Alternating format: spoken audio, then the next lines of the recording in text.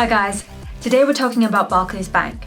They're listed as a company to avoid in our guide to current accounts, and the brand's also under a boycott call from campaigners.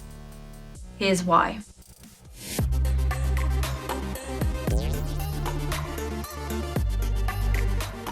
First of all, the boycott. Campaign group People and Planet have called a boycott of Barclays for their investment in fossil fuels. They estimate that Barclays invested $85 billion in fossil fuels in the last 3 years.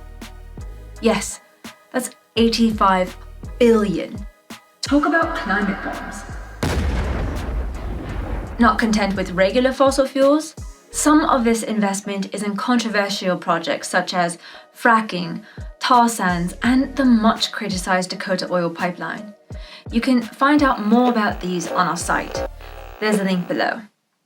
Campaigners from People and Planet are asking individuals and institutions such as universities to divest from Barclays. And don't forget to like this video now and subscribe to our channel so that you don't miss any of our latest videos. In our research, we found a mountain of other unethical practices. They were one of a number of banks we suggested you avoid. Here's a little bit of what we found. Trigger warning, it might leave a bitter taste in the mouth. So, Barclays was named as one of the largest creditors to the world's 35 largest meat and dairy corporations in the last 5 years. Figures from campaign group feedback show that it was the second biggest creditor overall.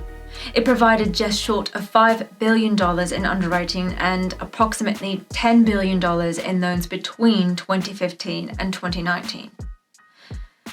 Not great for animal rights or the climate, right? And there's more. They've been criticized for investments in companies that produce nuclear weapons, for companies being accused of destroying the Amazon rainforest, and for having links to companies funding the Myanmar military. And the list goes on. The company also receives a worst ethical consumer rating in our tax conduct category. It has multiple subsidiaries in tax havens from Luxembourg to the Cayman Islands.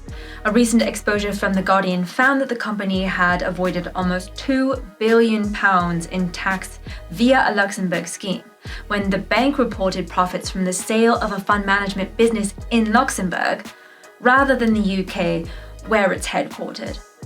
That'll be how they could afford to pay one of their directors £5.2 million in 2021. It seems that human rights violations, tax avoidance, and environmental destruction pay pretty well. The company ended up scoring just 2 out of 20 in our guide to current accounts and sits second from the bottom on our rankings table. There are some great alternatives out there.